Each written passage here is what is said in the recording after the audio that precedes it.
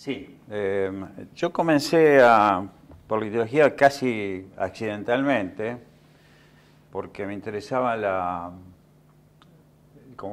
los insectos sanitarios. Pensaba en plagas, cuando había cursado artrópodos me había interesado. Vertebrados fue una materia que me gustaba también, por supuesto. Y surgió la posibilidad de trabajo, porque en ese momento había un programa de Naciones Unidas que Ringelé manejaba junto con Raúl Ringelé, manejaba junto a Raúl Aramburu, eran los. Y surgió esa alternativa. Y yo tenía a mi alrededor la que entonces era mi novia, Amalia Miquel Arena, y Nemesio San Román, que vivía con él yo, ¿no?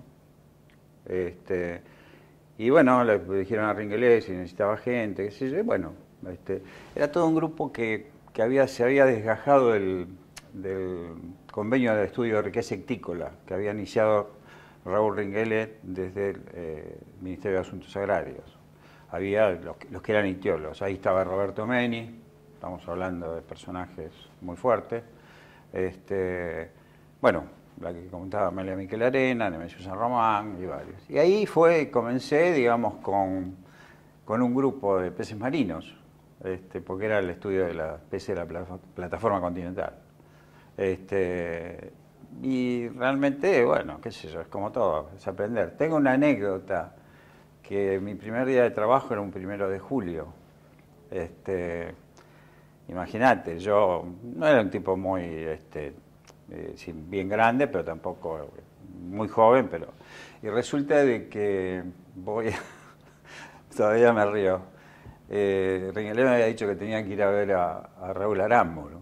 Imagínate, ir a ver a Raúl Aramburu, golpeo la puerta que años más tarde fue mi despacho, y sale Raúl Aramburu un 1 de julio que hacía mucho frío, y el museo abajo, los pasillos son complejos en cuanto a la temperatura. Entonces este hombre sale con un guardapolvo azul, le digo, mire, doctor, tal. Ah, bueno, me dice. Entonces sale y empieza a correr. Entonces yo digo, ¿qué hago? Corro también. ¿Qué voy a hacer? Corro.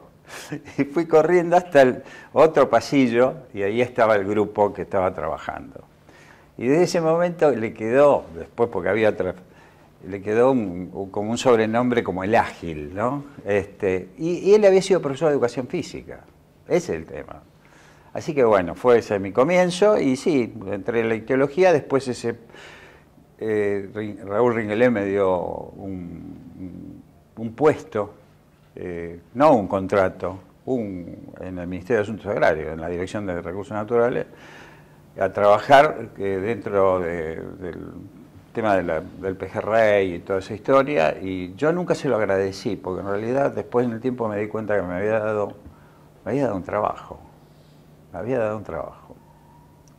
Pero bueno, y ahí comenzó todo hasta que terminé como profesional del CONICET y después en la carrera de investigador de la SIC, la Comisión de Investigación Científica de la provincia, y bueno, y ahí comencé con eso, con un grupo muy bueno, ¿no? Raúl Ringelé, yo creo que era un Borges de las ciencias naturales. Es decir, si lo queremos comparar, es como el cuento de Borges, el Aleph, ¿no? Todos los puntos van a caer. Era un marciano, porque era un tipo que digamos, difícil de explicarse y quedarse corto. Tenía una sabiduría, una inteligencia que iba más allá y si uno analiza desde su currículum, su proyección y el privilegio de haber estado con él, un tipo muy sociable, además, le gustaba estar con la juventud, y ve los escritos, lo que hizo, no solo, porque a Ringelé a veces es muy común relacionarlo con la ictiología por el catálogo, pero si uno mira es sorprendente, su tesis fue sobre iridinios. que lo dirigió Emiliano McDonagh, otro tipo bastante bien grosso, ¿no? Permítame la expresión. Pero realmente era su grupo, él era fanático de los Iruriños. Y era el tercer, él recibió una carta que Roberto Meni en un escrito que hizo lo pone, de uno de los primeros. Había 3 tipos en el mundo de ese grupo. Y el referente máximo les dice: usted ha modificado todo el concepto de la sistemática de Ludiños y por su planteo, porque claro, no hacía solo, Ringelés, vos viste, no hacía solo, digamos, la sistemática pura, sino la biografía, era todo, y lo relacionaba con otros organismos. Y después la limnología ya es otra historia, ¿no? Esa era otra. Pensá que ya lo había visto McDonagh, que también tenía su lado por parte de la limnología. Le había, dentro de la división de zoología de vertebrados, le había hecho una sección limnología a Ringelés. Ese, digamos, fue el primer precedente formal de eso. Y el trato era muy particular, era un personaje muy particular. Entrabas a su lugar, en su casa, y su biblioteca era, si no te digo muy grande, pero muy rica, porque entonces entraba y tenía en un camafeo a Mitre dado vuelta. Entonces me decía: a este lo tengo así porque se portó mal. Siempre recuerdo ese tipo de cosas, qué sé yo. Muy rico, una experiencia muy rica, y yo creo que soy un privilegiado, como otros, ¿no? Exactamente. Él fue el jefe científico del lado argentino. Y ese grupo fue una experiencia muy linda, digamos, a nivel profesional, por supuesto, pero además a nivel personal. Es decir, porque Roberto era el jefe científico, su segundo era Carlos Lasta, que en este momento está de asesor ahí con Oscar Padín en INED. Estaba Jorge Gaciota, estaba yo y Mariano Martínez, Jorge Hansen, otro personaje, un tipo probablemente macanudo. Éramos todos egresados, salvo una persona que no me puedo acordar el nombre, lamento. Que formábamos un grupo muy, y bueno, siempre trae el recuerdo de Mariano. De hecho, yo tengo en mi casa una foto con Mariano. Mariano murió muy joven. Mariano fue por hacerse unos pesos y como experiencia personal, porque él era un ornitólogo. Mariano Martínez. Y bueno, y la experiencia personal fue muy porque estar en un barco tiene su historia, ¿no? Yo había tenido previamente una experiencia en Antártida. Es decir, yo estuve embarcado como casi 60 días porque íbamos a toda la zona antártica, pasamos por Orcada, Sandwich, pero no bajábamos a tierra. En ese momento era un grupo, lo manejaba Aldo Tomo, que estaba en el Museo de Rivadavia. Y digamos, como biólogo, bueno, Quique Marchoff, que era el tipo que en realidad calmaba las aguas y administraba, porque Tomo era como una especie de un actor de película, ¿viste? Si bien ponía lo suyo, pero Quique era el tipo, Quique Marchoff era y del museo estaba yo y Néstor Casaniga, que se dedicaba a invertebrados. Sí, fueron experiencias, pero la del Shinkai de hecho, fue bastante lindo, una experiencia rara. Llegamos a ver Malvinas, no podíamos avanzar más, no fue antes de la guerra, pero igual, y llegamos a ver Malvinas. 1978, septiembre-octubre del 78. Sí, fue una cosa interesante, porque en ese momento la Junta Militar había hecho, bueno, los que manejaban el área, creo que estaba el doctor Norberto Bellicio ahí, habían hecho un convenio y venían el Shinkai Maru por el lado de Japón y el Walter Herbig por el lado alemán. Claro, y se hacían expediciones mensuales, subían, bajábamos, nosotros bajábamos, subimos, cambiamos la tripulación, el grupo, digamos, científico, técnico, lo manejábamos, lo hicimos en Ingeniero White, y de golpe, si no, se iba a Mar del Plata. Pero claro, la diferencia, quiero hacer una comparación, la diferencia en el buque antártico, que era un buque militar, ¿no? Ese era el tema, por ejemplo, de la comida. Nosotros comíamos con los oficiales, y además cuando tenías una cena, un almuerzo, tenías una cantina. Pero en el buque japonés, nada. La comida que te llevabas vos y punto. Y era duro porque, salvo que tuvimos la suerte de que había un japonés que trabajaba en un restaurante en Buenos Aires y lo habían contratado. Y el tipo de golpe hacía una sopa y era como si te dieran el maná del cielo. No, fue duro, fue duro. La rutina de trabajo eran las estaciones ya prefijadas y nosotros íbamos obviamente era un buque factoría el Shinkai Maru, era un mundo, la verdad que era un mundo. Pero claro, cada estación era un arrastrero de popa, sacaban la red y se abrían las compuertas y nosotros estábamos abajo y en un costado caía todo el material. Era interesante que ahí te empezabas a dar cuenta de que, bueno, uno había adquirido conocimientos a través de la carrera que uno había hecho, a pesar de que yo ya estaba... porque a medida que te dabas cuenta en qué lugar del mar argentino estabas por las piezas que caían, ¿no? De golpe decías, mirá, este es un abadejo, acá ya estamos más al sur.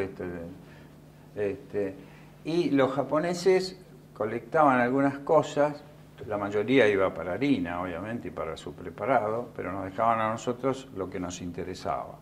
Y después ellos, los erizos de mar, digamos, la tripulación que estaba ayudando con unos ganchos, los abrían y ¿no? Y era qué sé yo, era curioso, por lo menos era para nosotros. Bueno, a partir de ahí que seleccionábamos una cantidad de material, por ejemplo, Alelurus vivius, que ahora creo que no es Alelurus, es Queloditis, creo que es un pintarroja, un tiburón. Ese bicho, con Roberto, lo medíamos y hacíamos tal cosa, Jorge Hansen y Carlos Lasta hacían otra cosa, y qué sé yo, Jorge Casiota ayudaba con una parte, Mariano lo mismo.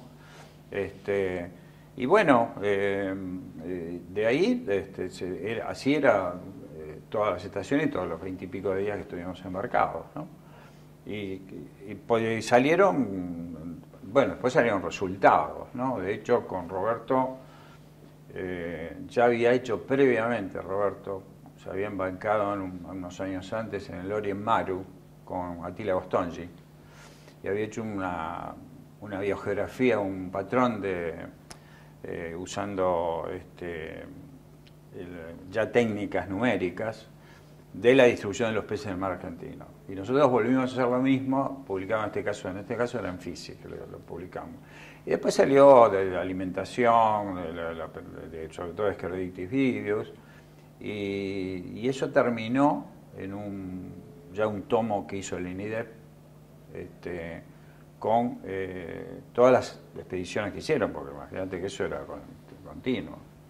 Y ahí nosotros publicamos, incorporando a Mirta García, Roberto Men y yo, y Mirta García, una lista con datos de los peces que habíamos sacado en la lista en general, porque además notábamos los peces que aparecían, ¿no? Obviamente, dentro de la... Bueno, parte fue la colección del Museo de La Plata, otros... Sí, la colección del Museo de La Plata, no, porque los demás eran del INIDEP, tanto Jorge Hansen como Carlos Lasta. Y esa era la rutina de trabajo que teníamos, no había...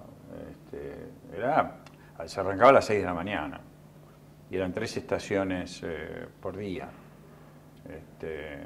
Trabajo intenso que hacía, bueno, que el tiempo pasara también, ¿no?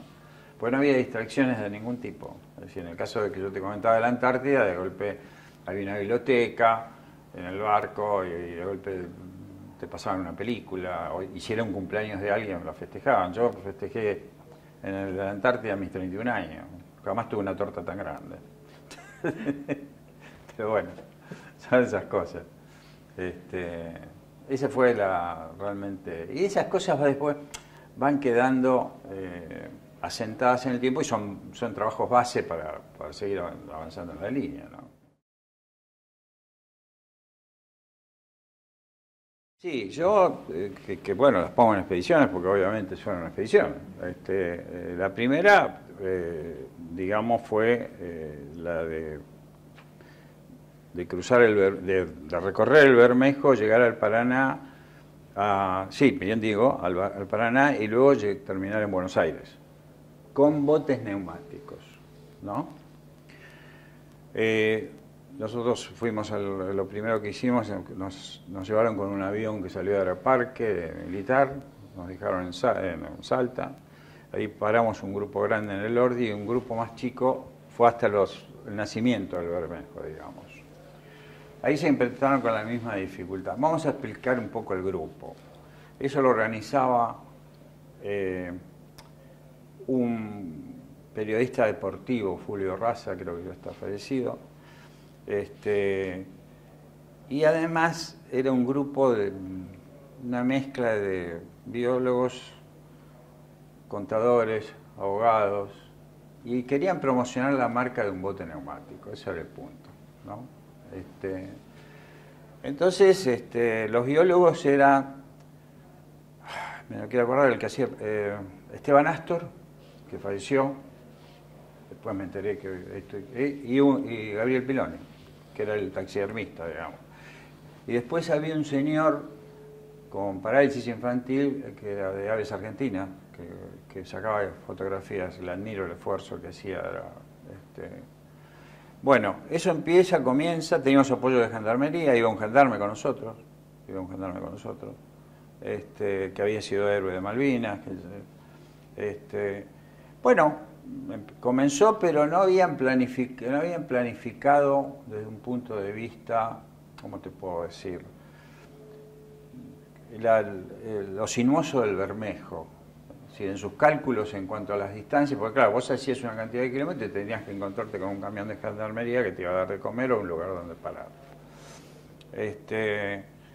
Y eso lo empezó a ser dificultoso, porque había lugares del Bermejo que en realidad los botes no podían pasar, había que llevarlos a mano, no había agua. Y bueno, eso lo empezó a dificultar, empezó a que los tiempos empezaran a alargarse. Y a medida que pasaban los días, después de parar, habíamos parado en alguna escuela, a medida que pasaban los días empezó la parte humana a trabajar. Era muy raro porque de golpe vos veías un muchacho que subió, que no te digo con traje y corbata, pero un abogado joven, que después se transformó, ¿no?, en un tipo, no con uno, pero con una cierta agresividad hacia la fauna, qué sé yo, ¿viste? Y todo eso era interesante. O por ejemplo, estabas por llegar a un sitio que parabas y venía otro que te quería ganar y te mojaba pasando con la ola, qué sé yo, esas cosas que solo pueden. Era raro. Yo tuve experiencias buenas, es buena en todo sentido, ¿no? Después, viste, como en el tiempo, cuando uno las mira desde... y yo tenía un muchacho digo, porque era un tipo, creo que incluso más joven que yo, que el tipo no se había ido con bolsa de dormir. Era un contador. O es un contador. Y yo tenía 2 bolsas de dormir, porque una la usaba como de colchón y que se le di la más cosa. Y el tipo, bueno, estaba como tan agradecido estaba que bueno, después es otra anécdota posterior. Bueno, todo eso hizo que estaba la gente con sentido del humor, estaba el tipo que, qué sé yo, hacía de todo un poco. Pero todo lo que se pensaba hacer, expedición náutico-científica, no se pudo hacer. ¿Por qué? Porque en realidad quedó náutica, porque lo que se pensaba que se podía recoger o parar para colectar, no daban los tiempos. Y además, digamos, para hacer un punto del viaje, fue cuando llegamos, dentro de esa sinuosidad, llegamos a un punto que de golpe, de golpe vemos un hermoso yacaré tomando sol, ¿no? Y el militar en ese momento y otro que estaba querían matarlo. Y con Esteban lo paramos, porque obviamente no te digo que no tiramos arriba del yacaré, pero era insólito, ¿viste? Y bueno, después mataron carpinchos, que era para comer, porque no había comida. Ese muchacho abogado, te digo, se tiró al agua y parecía Tarzán luchando contra, qué sé yo, la pantera, una cosa muy loca. Lástima que uno, bueno, y llegamos, además íbamos al tercer congreso de pesca y conservación deportiva. Imagínate, un congreso de conservación y querían matar el yacaré. Era como una especie de... Bueno, llegamos al Chaco y ya se había roto el bote que yo tenía, el motor se había roto por el tema de las piedras que había. Y ahí participamos en el tercer congreso. Y ahí tuve el privilegio de conocer a Ezequiel Martínez. Ezequiel Martínez fue un personaje, vive ahora en Unquillo, un militar aeronáutico retirado, pero lo primero que hace es venir a mostrarme, yo diría que es el primer póster de peces de continentales. Había hecho los peces del Chaco, dibujados por él, porque es un excelente dibujante, ¿no? Y me lo mostró en ese momento y me dijo, mirá, qué sé yo, un tipo además muy gente. Y bueno, después me lo llevé yo, y logré años más tarde, por un artículo que yo escribí, que la aeronáutica le hiciera más reproducciones de eso. Y bueno, después se digitalizó, obviamente.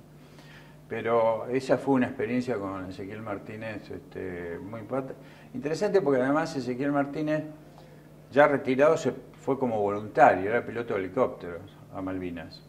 Y yo lo admiro, lo respeto mucho. Y además se dibujó la guerra aérea de Malvinas. Él iba a lo que sería la cantina cuando volvían los aviones y a través de los relatos de los pilotos, él dibujaba. Y hizo una exposición itinerante, vos lo buscás, son unos dibujos espectaculares. Bueno, un grupo llegó a Buenos Aires, siguió, y llegaron a Buenos Aires y nosotros nos quedamos en Resistencia. Cuando terminó el Congreso nos volvimos a Buenos Aires, cada lugar de destino, ¿no? Pero fue una experiencia. Con respecto a la segunda, también salimos de Escobar, con respecto a la que fuimos a Corumbá, ya era la década del 90, yo ya era jefe de división de Bertolado. Junto con antropólogos, también un taxidermista del taller de taxidermia nuestro, y un estudiante que había mandado el doctor Jorge Crisi, un tipo muy capaz, realmente brillante tipo, además porque claro, ¿qué pasa en esos viajes? Vos ves la solidaridad. Porque a veces tenés momentos, yo no te digo que tenés momentos, por suerte, complicados, pero de golpe que te mojen o qué sé yo, que le des un saco contigo, ese tipo de cosas, que hacían más fácil, y ahí vas distinguiendo a las personas, vas separando, qué sé yo. Y ahí llegamos hasta Corumbá, en un crucerito, y después de Corumbá hasta Asunción de vuelta. Y bueno, estuvimos en la universidad no me voy a acordar, de Campo, en Brasil, en una de las sedes. También fue interesante, la verdad que desde un punto de vista faunístico, florístico, ¿no? Te voy a decir. Pero bueno, eso fue, digamos, lo quiero sintetizar un poco de esa manera. Por entonces, en realidad para mí fueron experiencias de vida más desde el punto de vista humano que sí, profesional sí, qué sé yo, cuando fui a la del Bermejo, por primera vez vi un tapir que corría, eso yo nunca había visto, pero lo mismo visitar también ciudades como Concepción en Paraguay, ir caminando desde el muelle hasta los 6 cuadras y encontrar un cráneo de yacaré en la vereda, como si hubiera, que lo llevamos al museo, por supuesto. ¿Viste? Bueno, y otra, sí es interesante, fue interesante en ese viaje a Corumbá, Bahía Negra. Bahía Negra es el corte, digamos, desde un punto de vista biogeográfico, que es un destacamento militar. Y realmente es un lugar, te diría que para estar ahí es complejo, ¿no? Bueno, o por ejemplo, pasar con el crucerito y hay una salida, Bolivia tiene una salida ahí.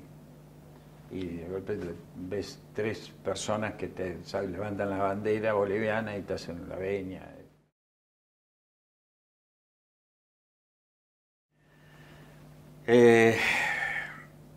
Mirá, yo llegué al museo, hay una historia previa que yo vivía en México. Mi padre se fue, yo vivía en Ramón Mejía en realidad. Y mi padre decidió irse a trabajar a México, era químico papelero, las cosas no estaban bien y se fue. Se fue con mi madre y después nos fuimos con mi hermana nosotros.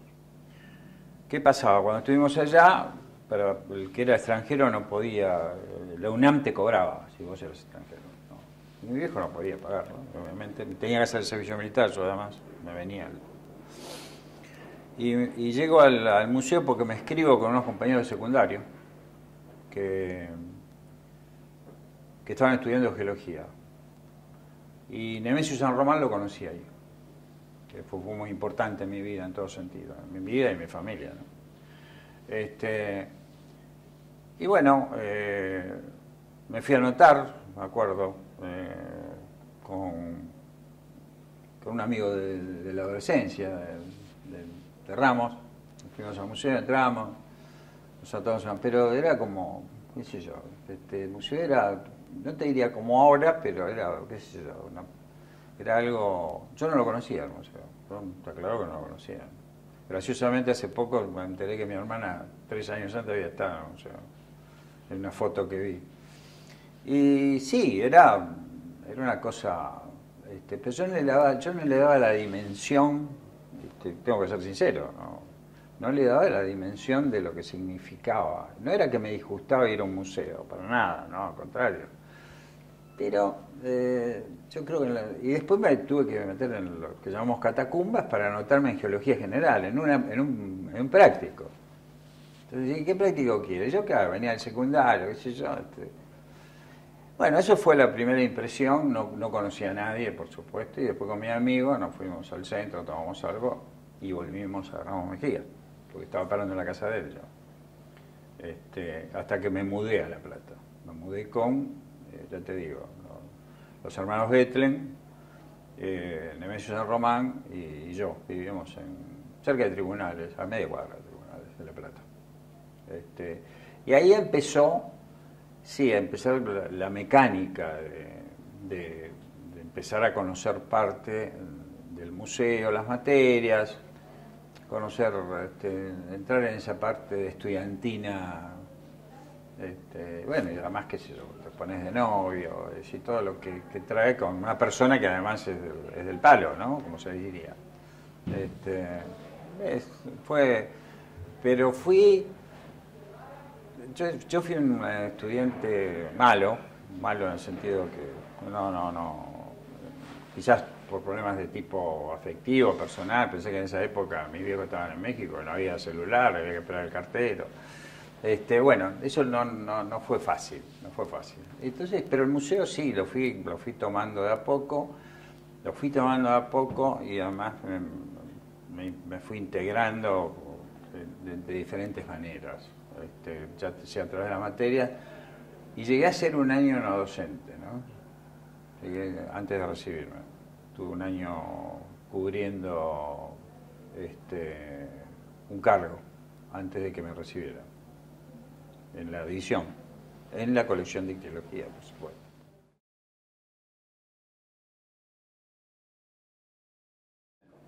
Sí, en realidad esos 30 años fueron como jefe de división. Después yo trabajaba en el área de zoología de vertebrados, pero después, cuando yo entro de profesional de CONICET y después de recibido y paso después a la carrera de investigador de la SIC, yo paso como profesional de CONICET ya paso a depender del Instituto de Limnología. Entró por el Instituto de Limnología. Y fue bueno. Si yo hago, digamos, si quiero hacer un balance, fue porque tuve muy buena gente alrededor mío en cuanto a en una serie en etapa previa, te estoy hablando de ser jefe de división.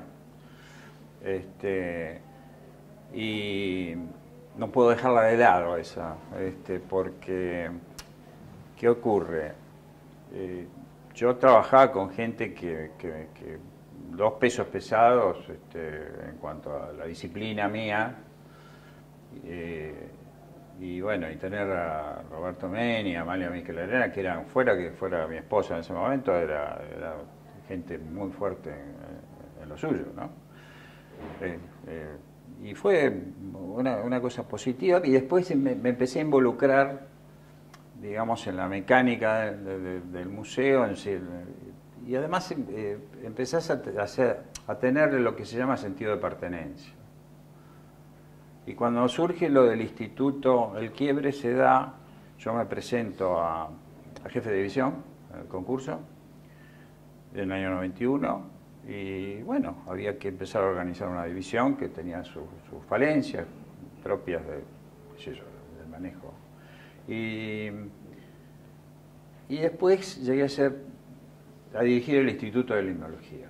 Pero dirigí el Instituto de Limnología cuando decide la universidad de mandarnos a los laboratorios de Varela, que eran de YPF. ¿Qué pasó? Que nosotros, ahí se produce lo que yo llamé éxodo jujeño, y se produce el quiebre porque en realidad se va la mitad del instituto, se queda en La Plata, del personal del instituto, investigadores, técnicos. Y eso fue duro porque además viste que ni siquiera desde un punto de vista del manejo del transporte era fácil ir de La Plata a Varela.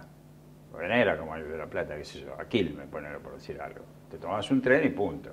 No, ahí era muy complicado el asunto. Entonces, ahí hubo que desarrollar, y el CONICET en ese momento, al ILPLA, era el Instituto de Limnología Dr. Ringelé, pero lo tenía medio apuntado, en cuanto a que todos esos cambios estaban, viste que el CONICET de golpe tenía momentos ahora tiene unidades ejecutoras, pero en ese momento era como que...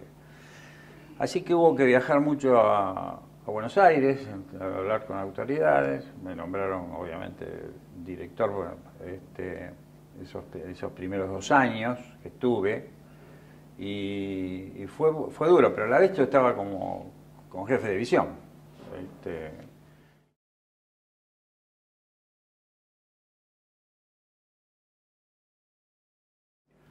Mira, yo tenía que, en mi propuesta, dentro de mi propuesta estaba revitalizar, poner en valor la mastozoología, porque yo tenía, en herpetología no tenía problema, porque lo tenía Jorge Williams, ahí estaba. Ictiología, sí, como colección era pobre en cuanto hasta la parte física, pero había un peso grande en la gente que estaba, porque además estaba Roberto Ameni, Amalia Michelarena, Mercedes Pelicueta, estaba Jorge Casiota, era, digamos, eso. Mastozoología, la colección era como que no existiera, estaba, de golpe encontrabas, ibas a un laboratorio y encontrabas un esqueleto que no tenía nada que ver con nosotros, ¿no? Entonces, claro, había que poner punto. Ornitología tampoco había problema, porque venía con una línea ya de una colección cuidada, que estaba en el IBO a cargo, estaba Carlos Darrié, eran gente que obviamente con lo suyo, Aníbal Camperi, no había, digamos, sí, bueno, uno después se ajustaba, ponía lo suyo, cómo veía, cómo lo veía, pero el problema era Masto, el problema era Masto. Y además había lugares que estaban ocupados, no muchos, por, por cátedras. De hecho, yo tuve mi primer fricción con Arámbulo, que era como, qué sé yo, era como... Pero ¿qué pasaba? Se tomaban todos los exámenes ahí. Se tomaba vertebrados, ictiología, protección y conservación, legislación de recursos naturales. Todo en el ámbito de ese despacho que vos conocés. Entonces, claro, un día dije, bueno, acá no se toman más exámenes. Y no, ¿y cómo? Entonces planteé que la división estaba antes que la cátedra, en cuanto a cronología. Y eso no fue un momento muy agradable, vamos a ser sinceros, pero y además siempre lo tomo como testigo el actual jefe de división, que era becario, que estaba sentadito con una lupa, ¿no? Y en la que me incluyo yo también, claro, cuando había un lapsus viste, un break en la cursada, los docentes íbamos a tomar té o café, qué sé yo, o mate ahí en ese rincón donde estaba Diego. Y Diego tenía que dejar de trabajar. Yo también estaba en ese grupo que iba. Y bueno, ahí fue cuando organicé, la puse a cargo a Diego de Mastozoología, básicamente, de Diego. Y después vinieron los concursos de jefe de sección.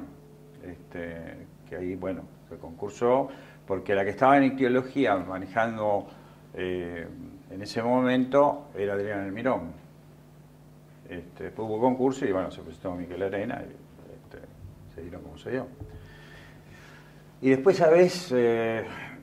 Fue difícil porque había que integrar una división que había estado un poco aplacada con respecto a otras que eran como paleontología de vertebrados, por ejemplo. Había otras muy organizadas, plantas vasculares, por ejemplo. Imagínate. Y eso se empezó a visualizar, ¿sabe? Cuando se transformó en el CODEP, el Consejo Departamental, y ahí hubo también la primera choque grande, porque estaban los que éramos pascualistas contra los que eran trujillistas.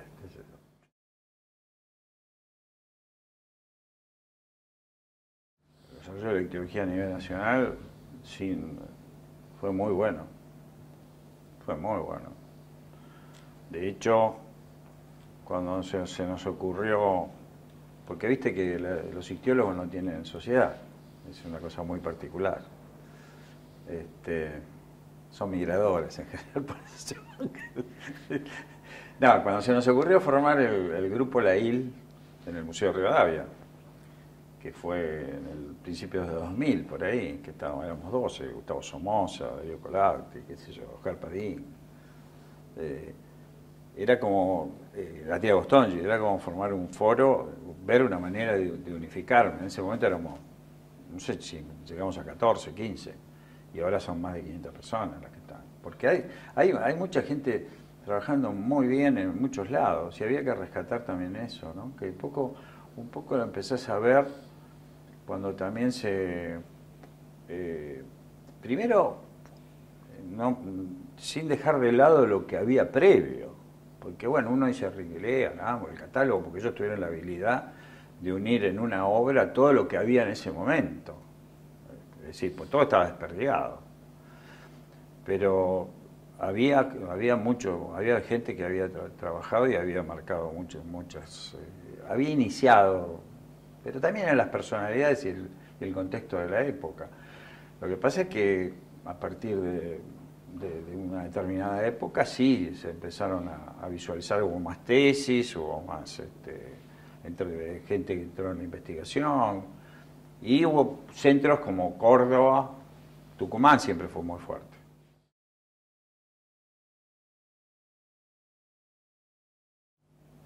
No, yo soy optimista. Soy optimista porque veo gente solo con mirar, qué sé yo, los últimos días, la presentación de un libro, un nuevo libro sobre los peces de Córdoba, la gente del INTECH que trabaja, publica bien, que está en una línea de golpe alejada de lo que era lo mío, la genética, la fisiología. Hay mucho, yo soy optimista, obviamente se necesita también un marco de apoyo a nivel nacional en cuanto a las inversiones y un montón de cosas. Pero hay gente muy valiosa y pienso, yo ya dejo de conocer, mira, el otro día me llamó un chico, yo le digo, voy a seguir diciendo un chico, yo le dirigí una tesina en Santa Fe, en lo que era la facultad de, no sé, y ahora de ciencias, no me acuerdo, porque en ese momento creo que era humanidad, no me acuerdo. Empezaron a hacer maestrías en ese momento, porque no tenían posibilidades del doctorado. Este chico después se fue a un centro grande del sur de Brasil, se hizo su doctorado, Maringá. Y el otro día me llamó por teléfono.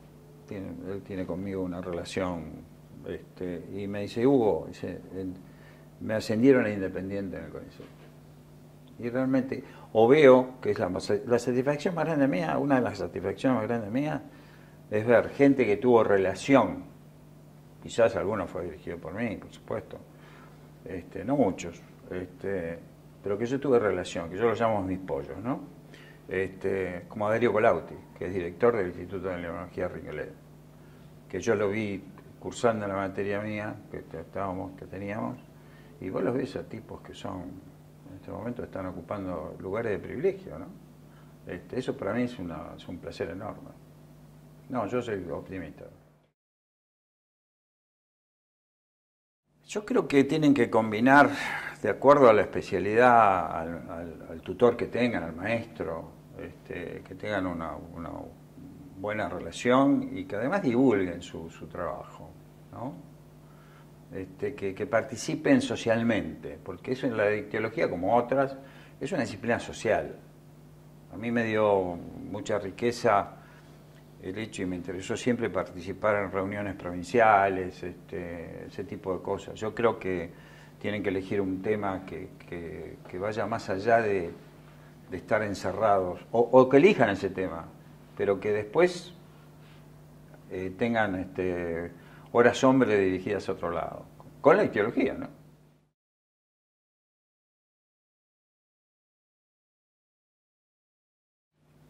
Quizás porque en realidad me interesan las personas más que otra cosa. No solo de... Yo siempre cuento, no sé cuántos habrá, pero siempre cuando llegaban las viejas, estaba Neotrópica y Fisis, con Roberto, ¿no? Un poco Roberto Meni, que obviamente fue mi mentor en muchísimas cosas.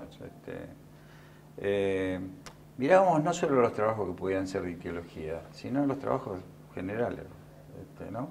Entonces nos interesaba. Y a mí siempre tuvo un lado histórico. Yo lo que pasa es que no lo vi como algo de investigación, si no yo no hubiera estado en las ciencias naturales, seguramente hubiera estado por el lado de la historia. Y con Justina, que realmente me trae el recuerdo de una persona que para mí fue... Yo, si no hubiera estado Justina, no podría haber hecho todo lo que se hizo con respecto a lo que se llama probiota, ¿no? Porque fue, además de que era una persona totalmente leal en muchos sentidos, trabajadora, con sus historias, pero una tipa realmente responsable, se me ocurrió la idea de hacer, ¿qué pasaba? Era el catálogo y después antes del catálogo. ¿Quiénes habían hecho ictiología? Que no se conocían. Y ahí empezó a surgir, y después se me ocurrió, más tarde, hacer las semblanzas ictiológicas, que en realidad era para la gente, bueno, en la colección de ictiólogos, después estaban los fallecidos, después aparecieron los que estaban con cierto nivel, por supuesto. Pero semblanza ictiológica era para los jóvenes, que ahí fue un cuestionario. Y llegué a hacer las semblanzas ictiológicas iberoamericanas, que en realidad ahí participaron españoles, creo que un costarricense, brasileros, y ahí paró el asunto. Después, bueno, se me ocurrieron que qué sé yo, el arte de sociedad con la ideología, qué sé yo, salieron un montón de cosas. Que la dimensión la empecé a tomar ahora, en cuanto no es una autorreferencia, sino en el momento global. Y te digo más, los últimos números que salieron de Probiota, que yo ya no le planteé a la gente de la fundación, porque después, viste, se hizo con Probiota se hizo un montón de elementos de Probiota, que yo ya no tenía una relación formal con la facultad. Es decir, por ejemplo, qué sé yo, Eduardo Toni es emérito. Pero la directora dijo que yo siguiera con eso. No, me dio el ok y bueno. Y ahora se opta por... Yo me derivé un poco de lo de la historia de la ideología Probiota, ¿no?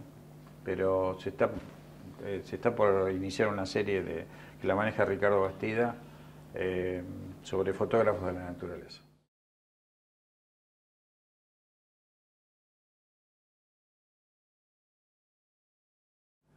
No me encontré. No, la verdad que no, porque pasó hace 8 años algo en mi vida que jamás lo hubiera pensado, a nivel personal estoy hablando, y eso produjo un shock que todavía lo estoy sufriendo. Es decir, no me encontré, siempre me busco, de hecho, bueno, he hecho psicoanálisis y toda la historia, creo que no, sí, qué sé yo, no me encontré todavía.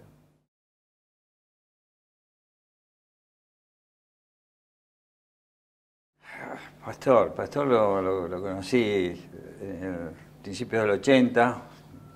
Estábamos porque Ringelé había hecho la parte de arqueología del instituto fuera de lo que era Berisso. Estaba en una casa cerca de la estación de Terminal. Y yo me solía quedar tarde, creo que estaba haciendo la tesis, mirá, pues yo me doctoré en el 84. Y siento que golpean la puerta y aparece un señor con una valijita y me dice que estaba con un proyecto de la parte alimenticia en el Pilcomayo, la zona con el Hospital Ingeniero Juárez. A partir de ahí, yo, bueno, lo derivé a una serie él quería ver diferentes grupos, lo derivé, pero ahí empezó toda una relación personal de un tipo que para mí es muy valioso, muy valioso, porque además se vino de Paraguay en la década en el 74, imagínate, una época, y llegó a entrar a la carrera de investigador y llegó a ser un investigador principal sin estar doctorado, porque él no podía, si tenía que doctorarse en determinadas universidades, tenía que hacer prácticamente una carrera nueva. Y es un tipo que para mí te lo define, sus conferencias son magníficas, además, ¿no? Además y formó muchísima gente. Para mí es un cable a tierra personal. Es un cable a tierra personal. Muy valioso. El pastor es un tipo, qué sé yo. No. Es raro, sí, pero no me aburre mucho. Me molesta mucho las imágenes de los pescadores teniendo un pescado y riéndose. No debo confesarlo. Con eso puedo ofender a varias personas, pero no puedo dejar así. No me gusta pescar. Sí, a mí lo que más me ha gustado en la disciplina sí ha sido la parte biogeográfica. No tengo lugar a dudas. Por suerte, puedo decir, me he retirado conforme porque,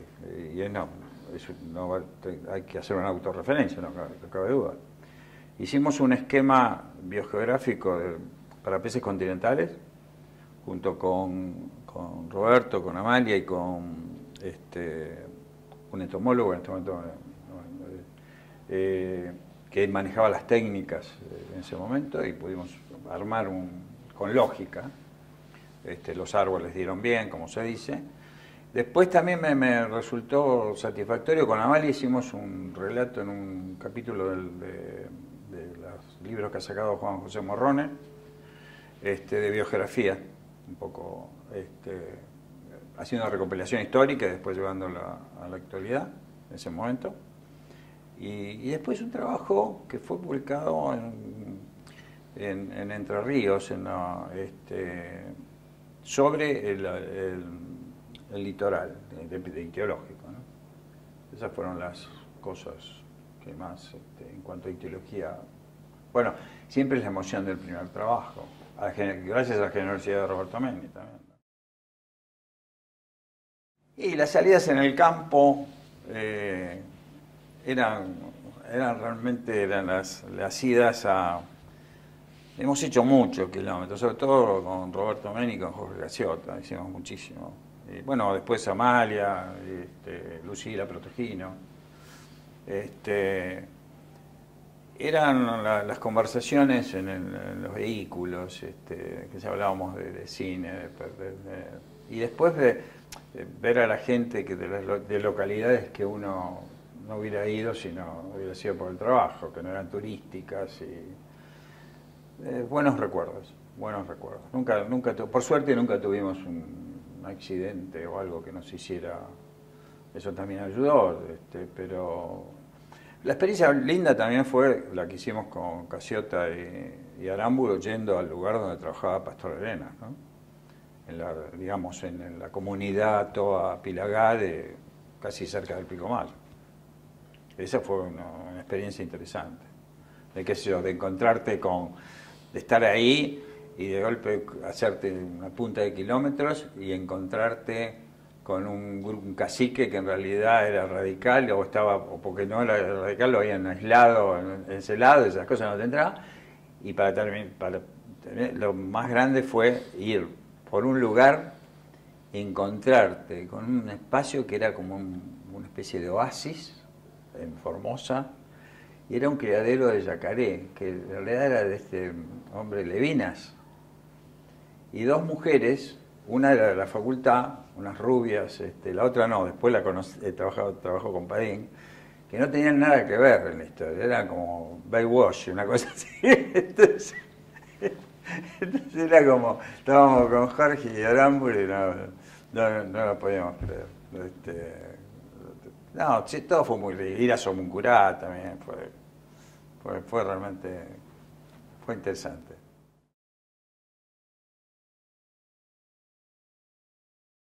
Por supuesto me hubiera gustado conocer dentro de la disciplina, a Emiliano McDonald.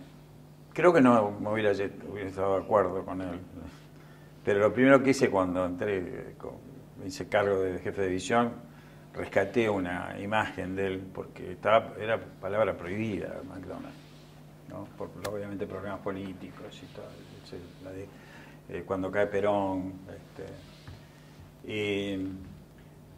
pero me hubiera gustado conocerlo, ¿sí? Me hubiera gustado conocerlo. También, obviamente, me hubiera gustado conocer a Ángel Cabrera padre, qué sé yo, porque me acuerdo que Armonía Arámbulo me decía que las clases de él eran magníficas. Sí, me hubiera gustado conocer esa gente. Cuando ya comencé a sentirme un profesional de la zoología, ¿no? Al principio, pues,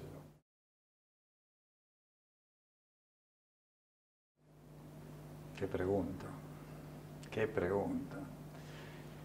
Y significa, primero tiene que visibilizarse, en definitiva, y volcar su experiencia, como te dije anteriormente, hacer lo suyo lo mejor posible y ser el número uno, porque en definitiva, vos lo que buscás, no por ambición, vos buscás, ahí es el error, ser el número uno por ser el número uno, no, y estás mirando, no, sos el número uno por propio peso, punto. Que si uno habla de un Jorge Crisi, por su propio peso. Y ubicarse en la sociedad que está viviendo, y tratar de que esa disciplina la pueda insertar en un momento crítico del país, de alguna manera, buscarle la forma. La tiene que haber, desde un punto de vista espiritual, histórico, que gratifique de alguna manera, sobre todo con los chicos.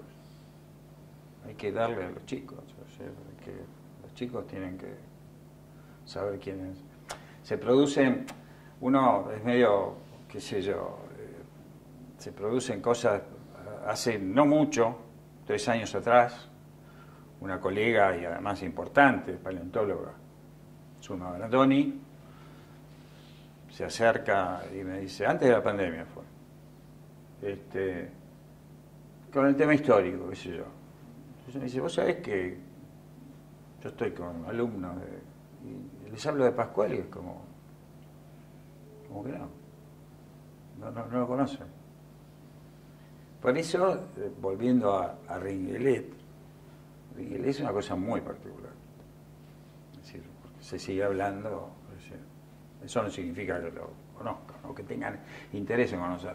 También hay que despertar un poco, uno como docente tiene que buscarla, tenés 10 y bueno, a lo mejor en 2 cae la posibilidad de que se interese. Y si ves que tiene un poquito de interés, vos ahí te tenés que poner. El resto, bueno, te manejas tomándole, enseñándole. Entonces el parcial, bueno, cuando se fue, dio el final, bueno, mucho gusto. En cambio el otro, es así. Si en ictiología vos ves tipos que fueron fanáticos, un Sergio Gómez, por ejemplo. Sergio Gómez era un fanático de los peces, fanático. Lamentablemente se perdió algo muy grande con Sergio. O es un Darío Colauti. Es decir, hay tipos que son realmente... Pero que ese fanatismo tampoco, que el árbol no le deje le tape el bosque, ¿viste? Eso también. ¿Qué sé yo? No, que agradezco la oportunidad porque en realidad me permite hacer me ahorré una sesión de psicología de psiquiatra. No, le agradezco mucho a la Fundación el hecho de que me han dado esta oportunidad y que pueda, dentro de mis limitaciones, poder haber aportado algo. Ojalá sirva.